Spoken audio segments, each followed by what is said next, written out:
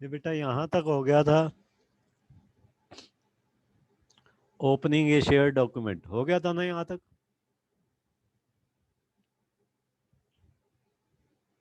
Yes, yes sir. Share document को open करने के लिए कोई अलग से प्रोसीजर नहीं होता, वही फाइल ओपन या फिर control plus O shortcut use करते हैं। डिफरेंस क्या होता है, जैसे ही हम ओपन करेंगे एक मैसेज आएगा, वो मैसेज हमें शो करेगा कि दिस डॉक्यूमेंट इज शेयर्ड। ठीक है, और काफ़ी सारे ऑप्शंस उस डॉक्यूमेंट में काम करना बंद कर जाएंगे। ठीक है, मीन्स शेयर डॉक्यूमेंट में बहुत सारे ऑप्शंस काम नहीं करते। वो कौन कौन से ऑप्शंस हैं वो मैं बता चुका हूँ। नेक्स्ट थिंग, सेविंग ए शेयर्ड स्प्रेडशीट। अब सपोज एक स्प्रेडशीट को हमने शेयर किया हुआ है। शेयर का मतलब क्या है, मल्टीपल यूजर उसी एक ही स्प्रेडशीट पे वर्किंग कर रहे हैं।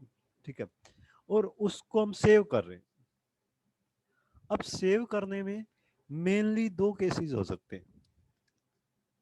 First of all, suppose 3 person are working on the same spreadsheet. तीनों के तीनों एक ही स्प्रेडशीट पे वर्किंग कर रहे हैं, बट ए पर्सन जो है वो किस पे वर्किंग कर रहा है, वो स्प्रेडशीट मतलब शीट 1 पे वर्किंग कर रहा है, बी शीट 2 पे वर्किंग कर रहा है, सी शीट 3 पे वर्किंग कर रहा है। सबके पास अलग अलग शीट है, डॉक्यूमेंट एक ही है, शेयर किया हुआ है, बट सभी अलग अलग रेंजेस में काम कर रहे हैं। या सपोज यूं कह लो कि ए यूजर जो है, फर्स्ट यूजर, वो क्या कर रहा है, वो शीट 1 पे काम कर रहा है, बट वो किस रेंज में काम कर रहा है, A1 से लेके B20 तक, उस रेंज में चेंजेस कर रहा है। बट जो यूजर 2 है वो किस में चेंजेस कर रहा है, C1 टू D15 तक, शीट सेम ही है बट सेल्स तो डिफरेंट है। ठीक है, तो एक केस तो ये भी हो सकता है कि सेल डिफरेंट हो, सबकी चेंजेस अलग अलग सेल्स में। सेकंड केस ये भी हो सकता है कि यूजर 1 ने तो सेल A5 में वैल्यू चेंज करके क्या कर दी, जो भी पहले वैल्यू थी उसको रिप्लेस करके 10 कर दिया, जबकि सेम सेल के अंदर, क्योंकि सेम डॉक्यूमेंट ओपन है मल्टीपल यूजर्स के पास, सेम डॉक्यूमेंट के अंदर और सेम सेल में A5 के अंदर ही जो बी यूजर था उसने वैल्यू क्या कर दी, 30 कर दी। ए यूजर ने तो 10 कर दी, बी ने 30 कर दी। अब जब सेव करेंगे तो किसका सेव होगा, 10 सेव होगा या फिर 30 सेव होगा। तो उसके लिए कुछ रूल्स फॉलो होंगे। वो रूल्स क्या हैं वो मैं बता रहा हूं। Saving A shared spreadsheet, when you are one of the users of a shared document and you try to save your document, the one of the following possibilities are there। जब आप documents को share कर रहे हैं, ठीक है, और उस शेयर डॉक्यूमेंट को आप सेव करने की ट्राई कर रहे हैं, तो इनमें से कोई भी एक पॉसिबिलिटी हो सकती है। फर्स्ट पॉसिबिलिटी क्या है, if no other user has modified the document after you have opened it, the document is saved.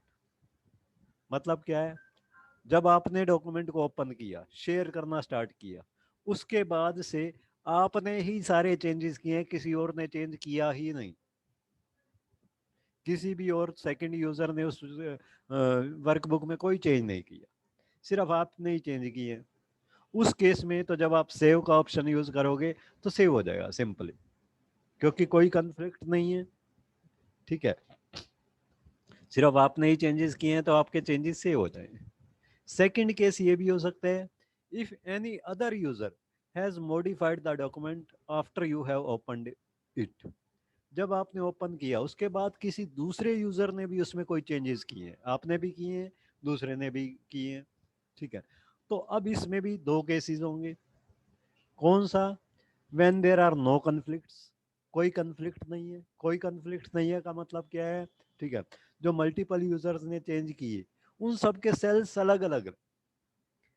User 1 तो शीट 1 में चेंज कर रहा है, यूजर 2 शीट 2 में चेंज कर रहा है, यूजर 3 शीट 3 में चेंज कर रहा है। तो कहीं पे भी कन्फ्लिक्शन नहीं है, सभी अलग अलग सेल्स में चेंजेस कर रहे हैं। या फिर यूं भी कह सकते हैं, यूजर 1 जो है वो शीट 1 के A1 टू B20 में चेंज कर रहे हैं। यूजर 2 जो है शीट 1 की ही C1 टू C20 में चेंज कर रहे हैं, यानी कि सेल सेम नहीं है, सेल अलग अलग है। ठीक है, इट मीन्स उनके चेंजेस जो है वो कन्फ्लिक्ट नहीं करेंगे। कन्फ्लिक्ट नहीं करेंगे तो क्या हो जाएगा, वो डॉक्यूमेंट सेव हो जाएगा। जैसे आप सेव का ऑप्शन दोगे, सेव हो जाएगा, आपके चेंजेस भी सेव हो जाएंगे और अदर यूजर्स के चेंजेस भी सेव हो जाएंगे। ठीक है, डिफरेंस क्या होगा, आपके यहाँ जैसे आपके पीसी में जो चेंजेस अदर यूजर ने किया जिन जिन सेल्स में, उनके चारों तरफ रेड बॉर्डर शो करेगा। इट मींस ये यूजर, अदर यूजर्स ने ये चेंजेस किए हैं। ठीक है, आपके वाले में नहीं शो करेगा, बट अदर यूजर्स ने जो भी चेंजेस किए हैं उसमें आउटर बाउंड्री उसकी क्या हो जाएगी, रेड हो जाएगी। ठीक है, अच्छा, बट सेव सबके हो जाएंगे। जो दूसरा यूजर है, अदर यूजर है, अदर यूजर ने जो खुद चेंज किए हैं वो तो नॉर्मल शो करेगा, लेकिन हमने जो चेंज किए हैं उसके पीसी में वो वाले चेंजेस रेड बॉर्डर के साथ शो होंगे कि ये अदर यूजर, क्योंकि उसके लिए तो हम अदर यूजर हो गए कि ये अदर यूजर ने चेंजेस किए हैं। ठीक है, तो ये सेकंड का फर्स्ट केस देखते हैं। When there are no conflicts in changes made by multiple users, multiple users ने चेंज कर दिए लेकिन उनमें कोई भी कन्फ्लिक्ट नहीं है, मींस सेम सेल में चेंजेस नहीं है। If multiple users have worked on a shared spreadsheet and the changes made by them do not affect the same cells, अगर मल्टीपल यूजर एक ही शेयर्ड स्प्रेडशीट पे वर्किंग कर रहे हैं और जो चेंजेस वो कर रहे हैं वो सेम सेल को अफेक्ट नहीं कर रहे, it means changes do not conflict. तो उस केस में हम क्या करेंगे, changes are not conflicting, changes conflict नहीं कर रहे। ठीक है, जैसे एक एग्जांपल दिखाया हुआ है तुम्हारी बुक में, लिखा हुआ है user 1 has made changes in range A10 to F30 of sheet 1। जो यूजर 1 है उसने कहाँ चेंजेस किए, शीट 1 की A10 से लेके F30 तक की रेंज रेंज में चेंज कर दी। while user 2 has worked on range A55 to AI80 of sheet 1। User 2 जो है वो भी शीट 1 में ही चेंजेस कर रहा है, बट वो कहाँ पे चेंज कर रहा है, A50 से लेके I80 तक। ठीक है, user 3 has worked on sheet 3, जबकि यूजर 3 जो है वो अलग से ही शीट 3 पे काम कर रहा है, उसका शीट 1 से कोई कंसर्न नहीं है।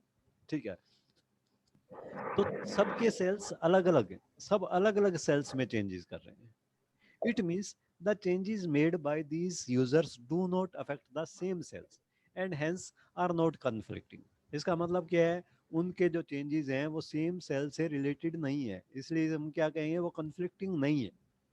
When there are no conflicts the document is saved, जब कन्फ्लिक्ट नहीं होंगे तो कोई भी यूजर जब सेव का कमांड देगा तो डॉक्यूमेंट सेव हो जाएगा, and the changes made by other users added in your spreadsheet। और आपकी स्प्रेडशीट में आपने जो चेंजेस किए हैं वो तो होंगे ही होंगे, जो अदर यूजर्स ने चेंज किए हैं वो भी ऐड हो जाएंगे। Any cells modified by other users are shown with a red border. But difference क्या आ जाएगा, जो अदर यूजर्स ने चेंज किए हैं आपके पीसी में उनको रेड बॉर्डर के बाउंड्री दे के फिर शो करेगा। ठीक है, और साथ में सेव करते टाइम ये मैसेज भी आएगा, your spreadsheet has been updated with changes saved by other users, कि आपकी स्प्रेडशीट को अपडेट कर दिया गया है और इसमें अदर यूजर्स के चेंजेस भी सेव हो गए। ठीक है, ये तो हो गया फर्स्ट केस। फर्स्ट केस जब मल्टीपल यूजर्स एक ही वर्कबुक पे काम कर रहे हैं, ठीक है, और चेंजेस भी सभी कर रहे हैं, बट डिफरेंट डिफरेंट रेंजेस में कर रहे हैं। फर्स्ट केस तो हमारा था जब मल्टीपल यूजर तो ओपन किए हुए हैं डॉक्यूमेंट को, लेकिन चेंज सिर्फ एक ही कर रहा है, बाकी कोई चेंज ही नहीं कर रहा, उस केस में तो सेव हो जाता। Second case, multiple document share document है, मल्टीपल यूजर उसको यूज कर रहे हैं। ठीक है, और सभी चेंजेस भी कर रहे हैं, बट सबके चेंजेस कंफ्लिक्ट नहीं कर रहे, एक ही सेल में चेंज नहीं कर रहे, सब अलग अलग सेल्स में चेंज कर रहे हैं, तो भी क्या हो जाता है, डॉक्यूमेंट सेव हो जाता है। ठीक है, और सबके चेंजेस सेव हो जाते हैं। डिफरेंस क्या होता है, अदर यूजर्स के जो चेंजेस हैं उनको रेड बॉर्डर में शो कर देता है। अब थर्ड केस देखते हैं, when there are conflicts in changes made by multiple users। अब मान लो कन्फ्लिक्ट है, कन्फ्लिक्ट का मतलब क्या है, A5 सेल के अंदर, शीट 1 के A5 सेल के अंदर पहले जो भी वैल्यू थी आपने उसको रिप्लेस करके उसकी जगह टाइप कर दिया 10, वो वैल्यू क्या टाइप कर दिया आपने 10, जबकि किसी अदर यूजर ने, सेकंड यूजर ने या थर्ड यूजर ने या फोर्थ यूजर ने उसी A5 सेल के अंदर चेंज करके सेल की वैल्यू को कर दिया, सपोज पहले थी वैल्यू 50, 50 को तो चेंज करके तुमने किया 10, अब दोनों के पीसीस पे क्या शो हो रही है, 50 शो हो रही है, क्योंकि ऑलरेडी 50 स्टोर्ड थी, ठीक है। तो आपने क्या किया, उसको 30 कर दिया, सॉरी 10 कर दिया, जो अदर यूजर है उसने उसी टाइम उसको क्या कर दिया, 30 कर दिया, ठीक है। यानी कि दोनों सेम ही सेल में चेंज कर रहे हैं, ठीक है। उस केस में जब हम मान लो सेव का ऑप्शन दे देते हैं, मान लो आप दे देते हैं या फिर वो यूजर दे देता है, तो किसकी वैल्यू सेव होगी, आपके वाली सेव होगी या उसके वाली सेव होगी, दोनों में से किसकी वैल्यू सेव होगी। तो उसी के लिए कुछ रूल्स हैं, उसमें एक्चुअली डिसीजन लेना पड़ता है कि किसकी वैल्यू सेव की जाएगी, एक डायलॉग बॉक्स आ जाता है। ये अब हम इस टॉपिक को थ्रोली रीड करते हैं। when there are conflicts in changes made by multiple users, जब मल्टीपल यूजर्स ने जो चेंजेस किया उसमें कन्फ्लिक्ट है, कन्फ्लिक्ट का मतलब सभी सेम रेंज में चेंज कर रहे हैं। If multiple users have worked on a shared spreadsheet and the changes made by them happen to affect the same cells, और जो changes हैं उन सभी multiple users ने किए वो सेम सेल में कर रहे हैं, it means changes conflict कर रहे हैं चेंजेस। जैसे एग्जांपल दिया हुआ है, user 1 has made changes in range A10 to F30 of sheet 1, जो यूजर 1 है उसने कहाँ पे चेंज किए, उसने चेंज किए शीट 1 के A10 से लेके F30 तक की रेंज में उसने चेंजेस कर दी। User 2 has also worked on range A10 to F30 of sheet 1, जो यूजर 2 है वो भी सेम शीट की सेम रेंज में वर्किंग कर रहा है और उनकी वैल्यूज चेंज कर रहा है। बट जो यूजर 3 है, user 3 has worked on sheet 3, जो यूजर 3 है वो शीट 3 पे वर्किंग कर रहा है, तो यूजर 3 का तो कंफ्लिक्ट नहीं है, बट यूजर 1 और यूजर 2 का कंफ्लिक्ट हो गया, दोनों ने सेम सेल्स में वैल्यू चेंज कर दी। It means the changes made by user 1 and user 2 affect the same cells and hence are conflicting, ठीक है, और इसलिए ये क्या होंगे, कंफ्लिक्टिंग हो। इफ द चेंजेस कंफ्लिक्ट, अगर चेंजेस कंफ्लिक्ट कर जाए तो जैसे ही आप सेव का ऑप्शन यूज करोगे एक डायलॉग बॉक्स आ जाएगा, the resolve conflict dialog is shown, उस डायलॉग बॉक्स का क्या नाम होगा, रिजोल्व कॉन्फ्लिक्ट डायलॉग, ठीक है। यू मस्ट डिसाइड, उस डायलॉग बॉक्स में कुछ ऑप्शंस आएंगे, उसमें आपको डिसाइड करना होगा, जो भी सेव का ऑप्शन यूज कर रहा है उसको डिसाइड करना होगा for each conflict which version is to keep, उसको डिसाइड करना होगा कि कौन सा वर्जन रखना है, आपकी जो चेंजेस किए हैं वो रखनी है या फिर दूसरे जो जो यूजर ने चेंज किया है वो रखना है, यूअर्स और द अदर पर्संस व्हेन, और हर जितने भी सेल्स कन्फ्लिक्टिंग है, जितने भी ऐसे सेल्स हैं जिनमें दो जगह चेंजेस हुई हुई हैं उन सब के बारे में वो पूछेगा, ठीक, कि आपके वाली वैल्यू रखनी है या दूसरे यूजर की वैल्यू रखनी है, सबके बारे में पूछेगा। When all conflicts are resolved the document is saved, जब सारे के सारे कॉन्फ्लिक्ट रिसोल्व हो जाएंगे, जब सारे के सारे इस तरह की कंडीशन सोल्व हो जाएंगी तब क्या होगा, उसके बाद जाके वो डॉक्यूमेंट सेव हो जाएगा, सेव करेगा, ठीक है। जस्ट ए मिनट बेटा, एक मिनट कॉल आ रही है अभी।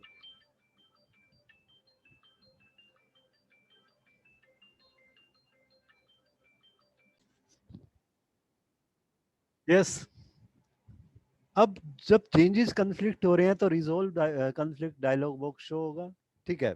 रिजोल्व डायलॉग बॉक्स कैसा होगा, इस तरह से, इसमें हर चेंजेस शो करेगा, जितने भी सेल कन्फ्लिक्ट कर रहे हैं, जितने भी सेल्स में वैल्यूज दो यूजर ने एक साथ चेंजेस की हैं, ठीक है, उन सब सेल्स की लिस्टिंग यहाँ पे आएगी और शो करेगा कि अदर यूजर ने ये वैल्यू चेंज की है, आपने ये वैल्यू चेंज की है, ठीक है।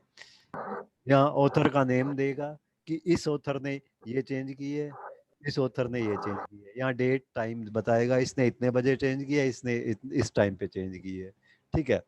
फिर नीचे कुछ ऑप्शंस आएंगे, कीप माइन और कीप अदर। हर कन्फ्लिक्ट पे जाके आपको इनमें से एक बटन प्रेस करना होगा, या तो कीप माइन या कीप अदर। कीप माइन मतलब मेरे वाली वैल्यू एक्सेप्ट करनी है, दूसरे वाले की नहीं करनी। कीप अदर मीन्स दूसरे वाले की वैल्यू एक्सेप्ट करनी है, मेरे वाली एक्सेप्ट नहीं करनी। ठीक है। अगर हम सारे के सारे कन्फ्लिक्ट एक साथ सोल्व करना चाहते हैं तो यहाँ पे नीचे एक ऑप्शन और आएगा, कीप ऑल माइन। सारे के सारे मेरे वाले चेंजेस एक्सेप्ट करने हैं, दूसरे पर्सन के चेंजेस एक्सेप्ट नहीं करने। कीप ऑल अदर्स, इस बटन पे क्लिक करेंगे तो सारे के सारे अदर्स वाले जो वैल्यूज हैं वो एक्सेप्ट करनी है, मेरे वाली सारी अनडू कर देनी है, कैंसिल कर देनी है। तो इनमें से कोई भी एक बटन प्रेस करके हम एक एक करके भी कन्फ्लिक्ट को सोल्व कर सकते हैं, एक साथ भी सोल्व कर सकते हैं। अगर हम सभी चेंजेस को एक एक करके देखना चाहते हैं किसकी वैल्यू ठीक है, तो एक एक करके कीप माइंड या कीप अदर्स का यूज करेंगे। सारी की सारी एक साथ चेंज करना चाहें, कीप अदर्स या कीप ऑल माइंड, इनमें से कोई एक ऑप्शन यूज करेंगे। ठीक है। If another user is trying to save the share document and resolve conflict. अब मान लो आपने सेव का ऑप्शन यूज कर दिया, सेव का ऑप्शन यूज कर दिया उस डॉक्यूमेंट में जिसमें कन्फ्लिक्टिंग चेंज थे, कन्फ्लिक्टेड चेंजेस थे। ठीक है। उसमें आपके पास ये रिसोल्व डायलॉग बॉक्स आ रहा है। ठीक है, रिसोल्व कन्फ्लिक्ट वाला डायलॉग बॉक्स। आप उसमें बैठ के डिसाइड कर रहे हो, रिसोल्व कर रहे हो कि कौन सी वैल्यू किसकी रखनी है। उस टाइम क्या होता है, कोई दूसरा यूजर उसी डॉक्यूमेंट को सेव करने का कमांड दे देता है, सेम डॉक्यूमेंट को। If another user is trying to save the share document and resolve conflicts, no other user can save the document at that time. तो उस यूजर को सेव करने की परमिशन नहीं मिलेगी। ठीक है। They will see A message, उनके पास एक मैसेज जाएगा that shared spreadsheet file is locked. जो शेयर्ड फाइल है वो लॉक्ड है due to a merge in in progress, क्योंकि मर्ज इन का प्रोसेस चल रहा है, इसलिए ये फाइल जो है करंटली लॉक्ड है। ये मैसेज उसके पास जाएगा और वो सेव नहीं कर पाएगा। ये मैसेज तब जाएगा जब आप कॉन्फ्लिक्ट सेव सोल्व कर रहे हो और कोई दूसरा सेव करने की ट्राई कर रहा है। ठीक, या फिर कोई दूसरा सेव कर रहा है और कॉन्फ्लिक्ट रिसोल्व कर रहा है, आप उस टाइम सेव करने की कोशिश कर रहे हो तो आपके पास ये मैसेज आएगा। ठीक है। तो जब सारे कन्फ्लिक्ट आप रिसोल्व कर लोगे, ठीक है, उसके बाद आपका सेव वर्क करेगा, डॉक्यूमेंट सेव हो जाएगा, जो आपने एक्सेप्ट किए हैं वैल्यूज वो सारी सेव हो जाएंगी, जो रिजेक्ट किए हैं वो रिजेक्ट हो जाएंगी। When you successfully save a shared spreadsheet, the document shows the latest version of all changes that got saved by all users. सभी यूजर्स द्वारा जो जो चेंजेस किए गए वो सब उसमें से जितने हमने एक्सेप्ट किए या रिजेक्ट हुए उन सब को वो हमारे को लेटेस्ट वर्जन में शो कर देगा। Is it clear? Yes, sir. Clear, sir.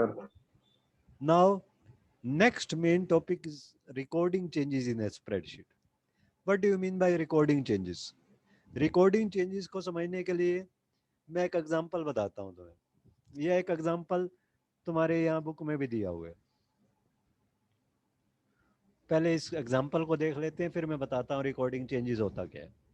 For example, for your schools annual fest, your house teacher has appointed you the head of your house budget committee.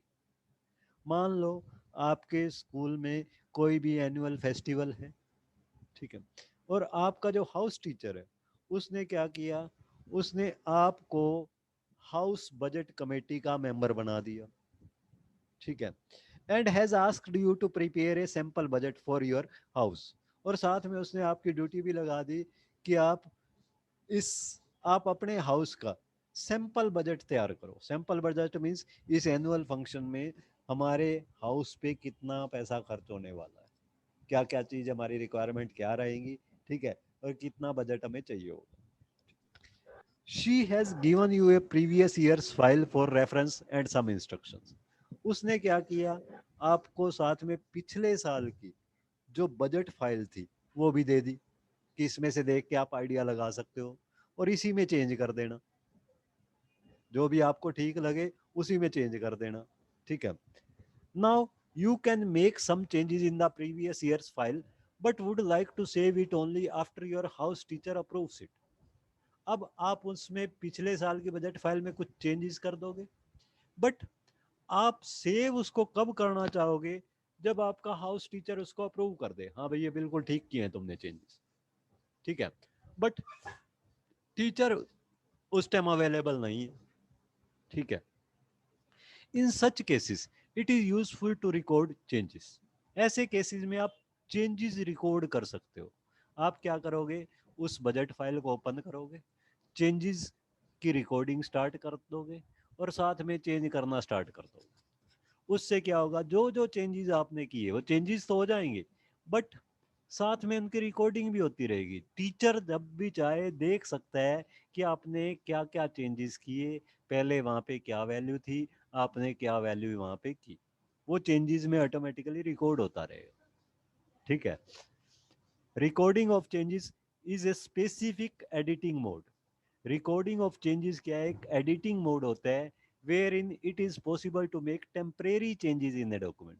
जहाँ पे ये पॉसिबल हो जाता है, हम सेव तो कर देते हैं डॉक्यूमेंट को, लेकिन वो डॉक्यूमेंट में जो चेंजेस सेव हुए वो टेम्परेरली सेव होते हैं। डॉक्यूमेंट तो सिंपली एज इट इज, जैसे हम फाइल सेव करते हैं वैसे ही सेव होगा, लेकिन उसमें जो चेंजेस हैं वो टेम्परेरी सेव होंगे, which can later be made permanent by accepting them or undone by rejecting them। बाद में आपका जो हाउस टीचर है उनको देख सकता है कि क्या आपने क्या क्या चेंजेस किए, और उनको चेंजेस को एक्सेप्ट करके उनको परमानेंट भी कर सकते हैं, या फिर कोई चेंज उसको ठीक नहीं लगा तो उसको रिजेक्ट करके उस चेंज को अनडू भी कर सकता है, अगर आपने रिकॉर्डिंग उसकी ऑन की हुई, ठीक है। इसके लिए एक एग्जांपल दिया हुआ है। सपोज ये प्रीवियस ईयर बजट फाइल है या कोई भी फाइल है, ठीक है। इसमें ये डाटा दिया हो, class class 9th 10th 11th 12th section A B C, और ये कुछ अमाउंट दिया हुआ है या कुछ भी क्वांटिटी कोई भी दी हुई है, 120 121 122 128 129, ये कुछ भी एक वैल्यू दी हुई है, हमें नहीं पता है किस चीज़ की वैल्यू, ठीक है। आप इसमें कुछ चेंजेस करना चाहते हो, बट चेंजेस आप टीचर से फाइनलाइज भी करवाना चाहते हो, तो उसके लिए आप चेंजेस को रिकॉर्ड करके रख सकते हैं ताकि टीचर बाद में उसको चेक कर सके, ठीक। नाउ फॉर रिकॉर्डिंग चेंजेस, अब इसमें आपने चेंजेस को रिकॉर्ड करना है तो हमें क्या करना पड़ेगा, open the previous years budget spreadsheet. पहले तो पिछले साल वाली बजट स्प्रेडशीट को ओपन कर दो, ओपन कर दिया, उसके बाद click command edit changes record. कौन सा कमांड यूज करना है तुमने, ऊपर एडिट मेन्यू में जाओ, नीचे ड्रॉप डाउन मेन्यू आएगी, उसमें एक ऑप्शन आएगा चेंजेस, चेंजेस पे क्लिक करोगे तो एक सब मेन्यू और आएगी, उसमें एक ऑप्शन आएगा रिकॉर्ड, इस पे क्लिक कर दो, एडिट चेंजेस रिकॉर्ड। इसके बाद तुमने क्या करना है, begin editing the worksheet. Worksheet में चेंजेस करने स्टार्ट कर देने हैं। अब जो भी चेंजेस आप करते रहोगे ऑटोमेटिकली रिकॉर्ड होते रहेंगे, वो रिकॉर्डिंग होती रहेगी कि पहले आपकी यहाँ क्या वैल्यू थी और अब आपने क्या कर दिया। वो कैसे हम देख सकते हैं, वो भी अभी आगे ऑप्शन आ जाएगा, ठीक है। You will notice that in your worksheet a coloured border with a dot in upper left hand corner appears around a cell where changes were made. अब आप क्या नोटिस करोगे कि जिस भी सेल में आप चेंज कर रहे हो उस सेल में क्या होगा, नंबर एक तो उसका जो बॉर्डर है वो रेड कलर में आ जाएगा जहां पे भी आपने चेंज किया। सेकंड थिंग, उसके अपर कॉर्नर में, अपर लेफ्ट कॉर्नर में एक डॉट सा आएगा, यहाँ पे ये देखो कोई ये शो किया हुआ है, एक डॉट सा आएगा, ठीक है। तो ये डॉट क्या शो कर रहा है कि इस सेल में कुछ चेंजेस किए हुए, ठीक है। तो ये आपके चेंजेस रिकॉर्ड हो चुके हैं। अब आप इस फाइल को सिंपली सेव कर सकते हो जैसे सेव किया जाता है, और अपने टीचर को दे सकते हो, ठीक। Now you can send the file to your teacher. आप टीचर को फाइल सेंड कर सकते हो। यस, हैंड रेज कौन कर रहा है बेटा, किसी को प्रॉब्लम है क्या?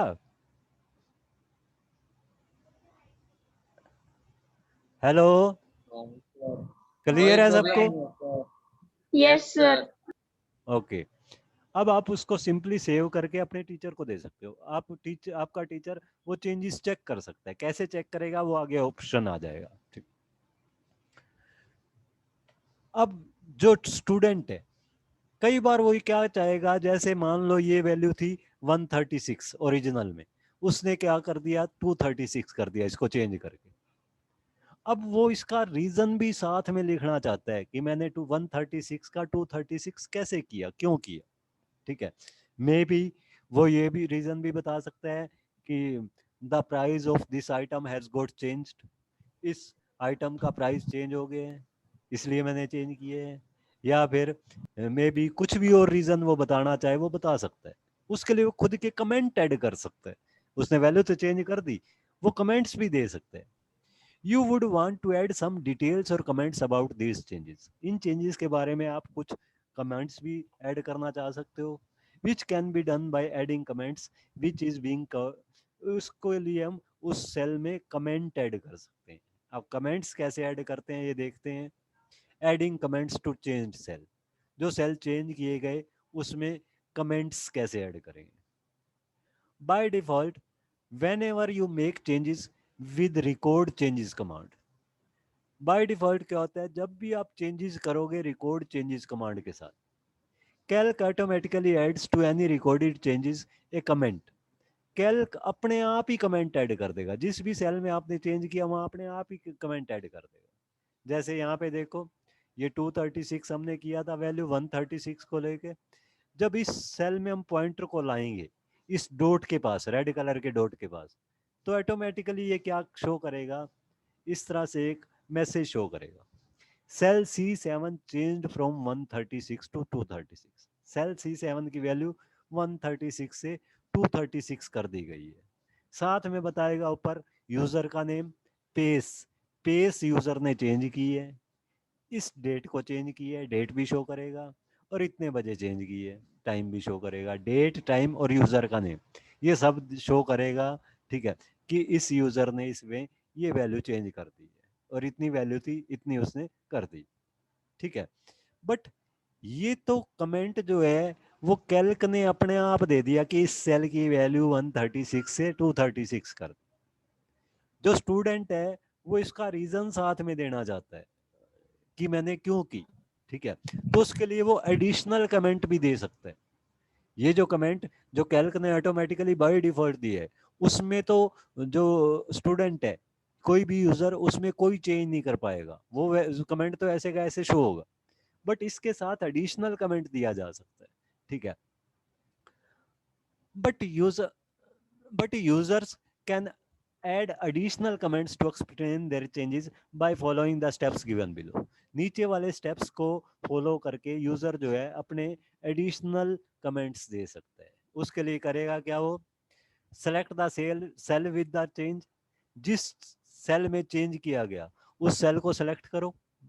ठीक है, फिर उसमें हमने कमेंट देने हैं, तो कौन सा कमांड यूज करना है, एडिट मेन्यू में जाके चेंजेस में जाके, पहले भी हम एडिट चेंजेस में गए थे, बट पहले हमने ऑप्शन कौन सा यूज किया था, रिकॉर्ड। अब एडिट में जाके चेंजेस में जाके कौन सा ऑप्शन यूज करना है, कमेंट। ये एडिट मेनू में गए, एडिट से चेंजेस, चेंजेस से पहले हमने रिकॉर्ड पे गए थे, रिकॉर्ड वाला टिकट शो कर रहा है, टिकट का मतलब रिकॉर्डिंग इस टाइम चल रही है। ठीक है, कमेंट पे एंटर कर दो, कमेंट। ठीक है, कमेंट पे एंटर कर दो, तो अब एडिशनल कमेंट हम इसके अंदर ऐड कर सकते हैं। ठीक है, वो कैसे ऐड करेंगे, the dialog shown below appears, जैसे ये ऑप्शन यूज करोगे एक डायलॉग बॉक्स आ जाएगा। The automatically edit comment provided by Calc appears in the title bar of this dialog and can't be edited. जो ऑटोमेटिकली ऐड किया था कमेंट कैल्क ने, वो तो इसके टाइटल बार में शो हो जाएगा, इस डायलॉग बॉक्स के टाइटल बार में आ जाएगा। ठीक, और आप इसको चेंज नहीं कर सकते। हम अपना कमेंट ऐड कर सकते हैं और एडिशनल दे सकते हैं, टाइप योर ओन कमेंट।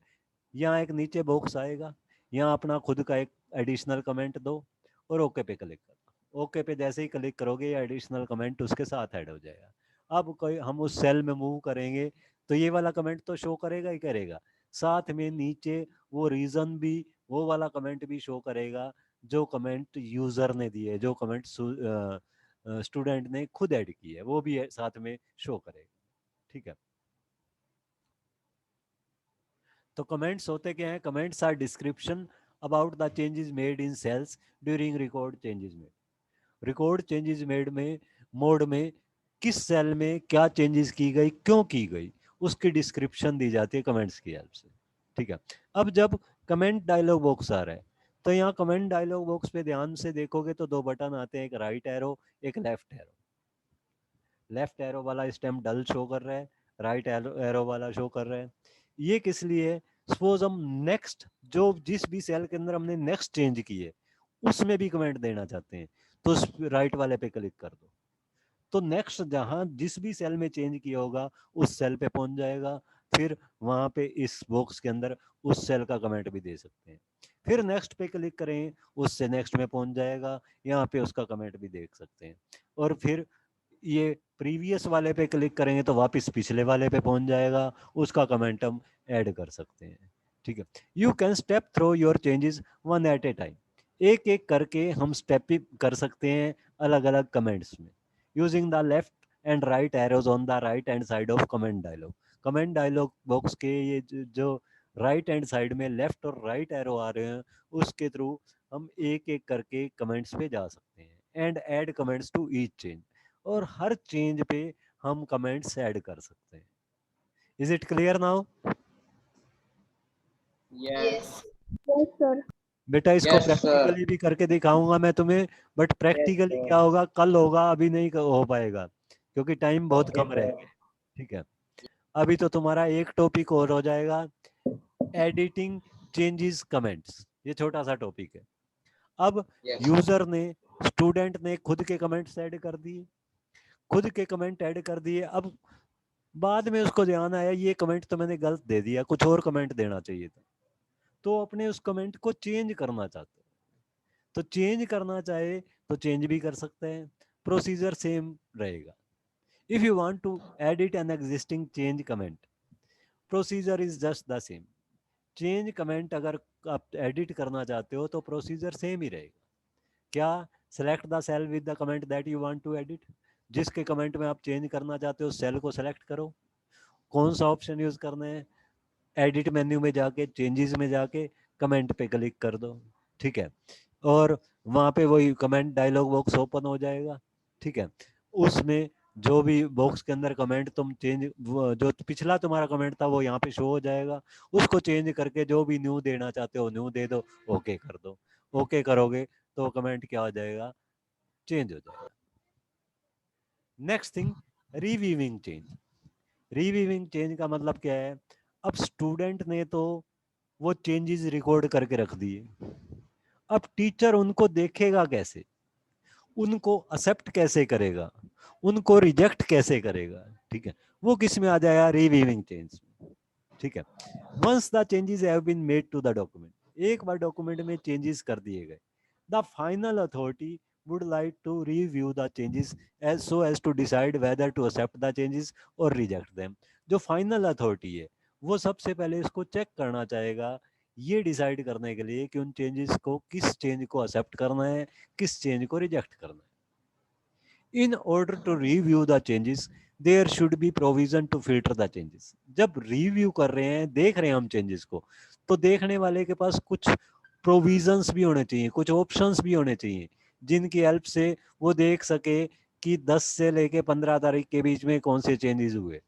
ठीक है, या इस पर्टिकुलर यूजर ने कौन कौन से चेंज किए। ठीक है, इतने टाइम के बाद, इतने बजे के बाद किस किसने चेंजेस किए, तो इन सब के प्रोविजन होने चाहिए। In order to review the changes, there should be provision to filter the changes, such as viewing the changes between a specific period। जैसे हम एक specific period के बीच के changes देखना चाहते हैं, से viewing changes made between dates September 15 to September 30। जैसे कि 15 से सितंबर से लेके 30 सितंबर के बीच के चेंजेस देखने हैं। और viewing the changes that have been accepted so far, या फिर अब तक हम कितने चेंजेस एक्सेप्ट कर चुके हैं वो देखना चाहते हैं, या फिर कितने चेंजेस हम रिजेक्ट कर चुके हैं वो देखना चाहते हैं। For this Calc provide the option of viewing changes using different filters. इसके लिए कैल्क हमें फैसिलिटी देता है कि हम अलग अलग फिल्टर का यूज करके, अलग अलग ऑप्शंस का यूज करके अलग अलग तरह से इन चेंजेस को देख सकते हैं। किन्हीं दो डेट्स के बीच का भी देख सकते हैं, किसी पर्टिकुलर यूजर का भी देख सकते हैं। ठीक है, चेंजेस देखने के लिए करते क्या है, अब ये नेक्स्ट टॉपिक नहीं हो पाएगा, नेक्स्ट टॉपिक कल ही होएगा। ठीक है, वीविंग चेंज या रीवीविंग चेंजेस से मैं कल दोबारा से रिपीट कर दूंगा। पीछे का सबका क्लियर है? किसी को कोई डाउट तो नहीं है? No sir. No sir.